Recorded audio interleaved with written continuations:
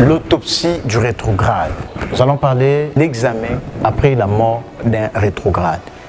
Ce qui est important, c'est de savoir qu'est-ce qui se passe, qu'est-ce qui entraîne la mort d'un rétrograde.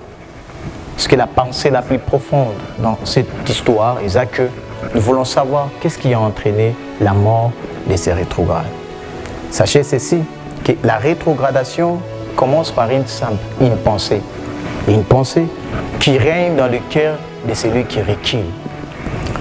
La rétrogradation commence par une pensée simple qui se transforme en une attitude. Après cette attitude qui prend l'allure d'une action, après l'action, cela devient un comportement réel, un comportement vrai. C'est ce que nous appelons une rétrogradation.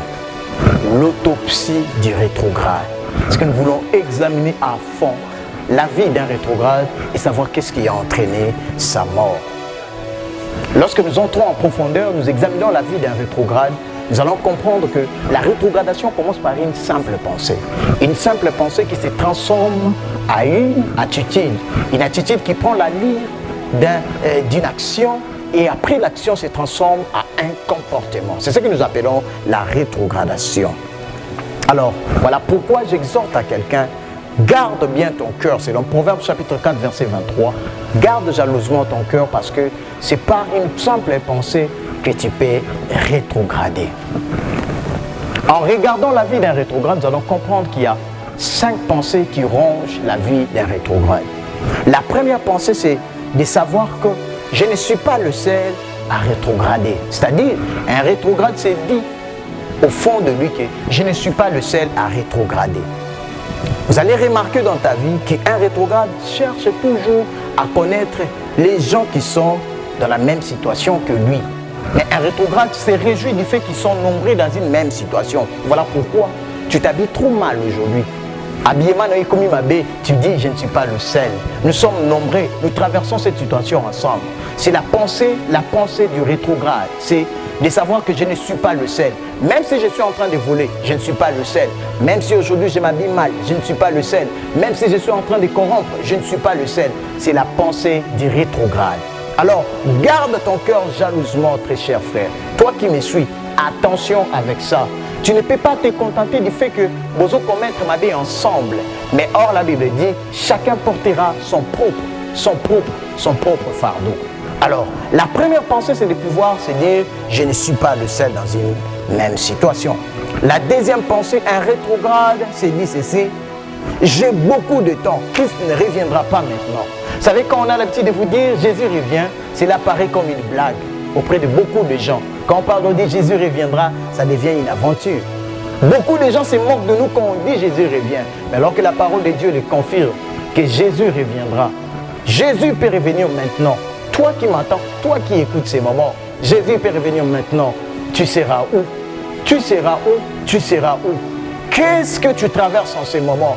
Un rétrograde se dit, je ne mourrai pas maintenant, j'ai encore beaucoup de temps, je ne peux pas me transformer maintenant, je ne peux pas abandonner ce que je suis en train de faire parce que j'ai encore du temps. Attention, Jésus peut revenir maintenant. Tu seras où? Si Jésus revient maintenant, tu vas te retrouver où? La troisième pensée du rétrograde, c'est qu'il dit ceci, il y a des raccourcis pour tout, et y compris pour aller au ciel. C'est-à-dire quoi? Comme nous sommes en train de vivre aujourd'hui, le monde est dans l'illusion qu'il existe des raccourcis pour tout. Malheureusement, certains chrétiens aussi acceptent qu'il y a aussi des raccourcis pour aller au ciel. Mais alors que la Bible dit ceci, prends ta croix et suis-moi. Cela veut dire quoi? Le royaume des cieux, selon la Bible, est comparable à une graine de moutarde. Une graine de moutarde doit prendre du temps avant de produire de fruits. C'est-à-dire, la graine doit commencer par mourir et après un temps, la graine produira du fruit. J'aimerais dire ceci, qu'il faut que tu acceptes que tu meurs avant d'entrer au ciel. C'est que personne n'échappera au principe du grain de moutarde. Donc tu dois mourir, tu dois croître pour entrer au ciel. Il n'y a pas de raccourci pour aller au ciel. Mais pour un rétrograde, pour lui, il y a des raccourcis. Mais j'aimerais te rassurer qu'il n'y a pas de raccourcis pour aller au ciel. Le seul chemin, c'est que tu dois porter ta croix et suivre le Seigneur. Cela veut dire que tu dois mourir, tu dois croître pour aller au ciel.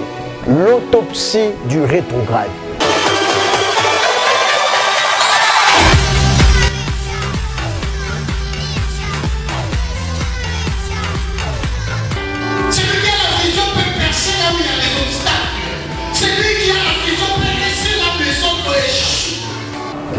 quatrième pensée du rétrograde. Dieu m'aime trop pour me punir. Lorsque nous traversons le monde et quand nous regardons aujourd'hui dans l'église, il y a des gens qui nous disent Dieu a tant aimé le monde. Donc pour certaines personnes, tellement que Dieu aime le monde, Dieu ne peut pas punir. J'aimerais te montrer deux faces. Deux faces de Dieu. Lorsque tu regardes Dieu dans la première facette, tu vas voir un Dieu d'amour, un Dieu de compassion et un Dieu de miséricorde. Là, tous tes péchés sont pardonnés. Là, quand tu demandes pardon, c'est effacé. Mais j'aimerais te dire, bien-aimé, il y a aussi une face que tu ne connais pas. C'est la face de la justice de Dieu. Là, tu verras, c'est Dieu, un Dieu du jugement, un Dieu de la justice et un Dieu de jurisprudence. J'aimerais te dire, toi qui me suis, ne te sers pas de ces moments pour distraire ta vie, mais profite de la grâce pour demander pardon et changer ta vie.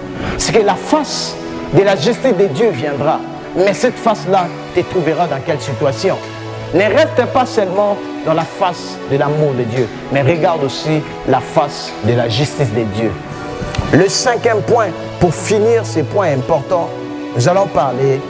Un rétrograde se dit ceci, je ne vais pas mourir bientôt.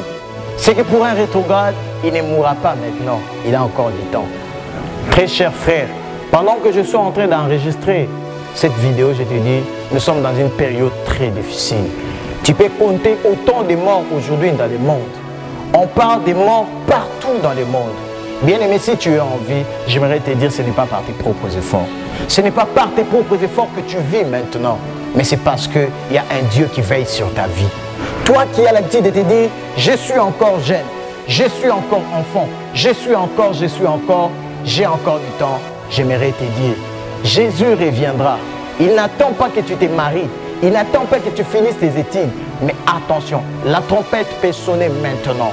La trompette peut sonner et Jésus revient. Ne dis pas que ce n'est pas encore le temps, parce que la mort aussi guette à ta porte. Fais attention, un rétrograde ne regarde pas sa mort.